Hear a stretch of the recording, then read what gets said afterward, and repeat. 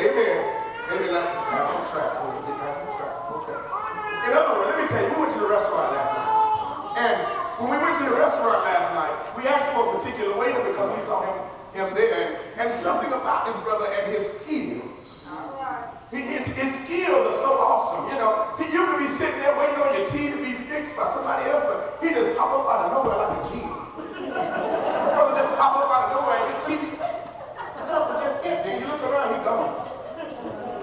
You come back by, he done fix you up. That we left with more food than we paid for last night. That brother done took chickens, done took food off, and he done did all kinds of stuff for us. His service was so awesome. And so what we did was we based his tip. Y'all gonna stay with me? Y'all tell you got my back. We based his tip off of his service. Brothers.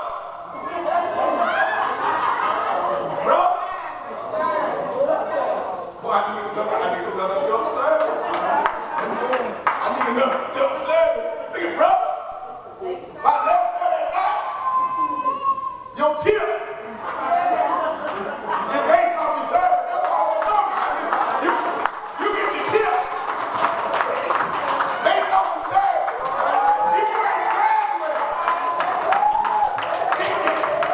if you ain't done nothing, you know how it is. When you go to the restaurant and the joker don't serve you well, and how much tip you get, child? You don't get no tip. We used to be so bad, we'd take $1 in quarters and put it in a glass of water and turn it upside down. Service be so bad. Just take the water, just turn it upside down on the table. Get this $1, you're going to get wet for it. Because the service was so bad. What I'm trying to say is when a man loves a woman and he begins to satisfy her, he will meet her needs by serving. Let me hurry y'all.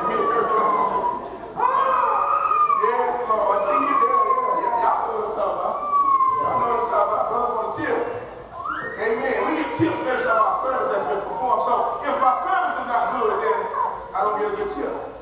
In other words, the type of tip I give is based off the level of satisfaction with the service that I've been given. Hello, somebody. Well, Pastor, how can I serve my wife? Okay, you got me now. How can I serve my wife? The text gives us two ways we can serve our wife. First thing we got to do is we got to nourish her and cherish her. The same thing that Christ does for the church, even every man must do for his wife. The same thing that Christ did for the church, every man must do for his mate, whether she married to you or not. We don't want to leave nobody out. Amen. Amen. The same thing that Christ does for the church, every man must do for his mate. To nourish means to feed in order to mature. In other words, when we got saved, or better yet, when we got married to Jesus, Jesus did not stop for us, he started. When we got saved, we married Jesus. And Jesus didn't stop serving, he started serving. Y'all stay with me now. That's why in our culture today, we got that thing twisted up. We got that thing messed up. What we do is we date to marry. But if you look at the biblical reference, nowhere in there do you see that anybody dated and they married. What they did was they married. Talk to me somebody. They married to date. Can I help somebody? When you started dating her, you found out everything you could.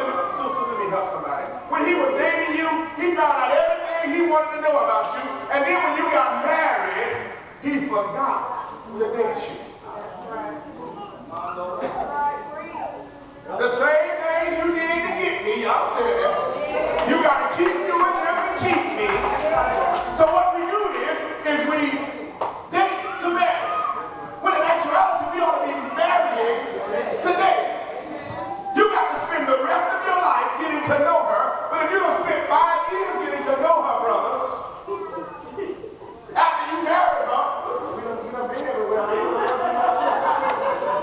We done seen everywhere. We done took cruises. We done did this and we done did that. Come on, what we got to do?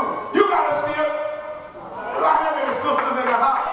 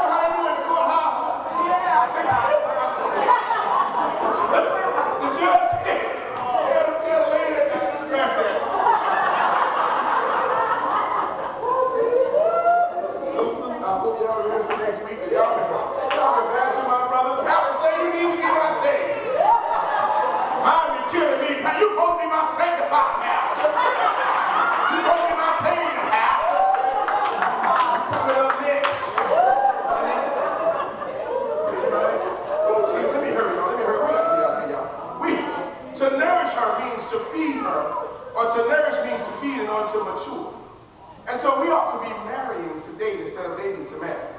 Y'all stay with me now. Now, in order to nourish her, we nourish in 5 different ways. The first way we nourish is words of affirmation. We nourish by words of affirmation. Words of affirmation, brothers, when you were dating her, you would call her on the phone, or you'll see her, and you'll just do something like, maybe y'all ain't never did that. Girl, I think Wasilo said something like you look better than to play the netball. Girl, you just don't know. I might be wrong now. But you know, Jesus.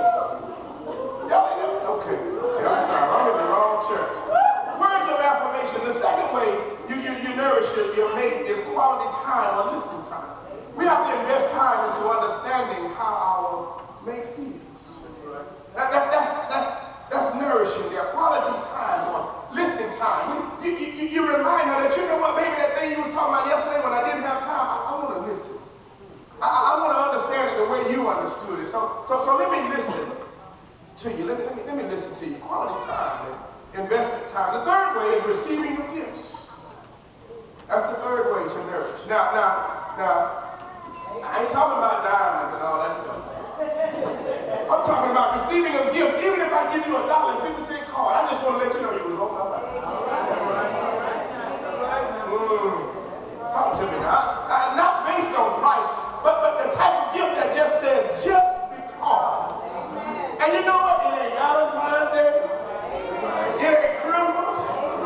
Amen, somebody. It's not the official time. It's just because. I had you on my mind. The fourth way of nourishing is acts of service. Do something that we feel may normally be our spouse's job. Now y'all can look at me and tell I ain't missing no meals.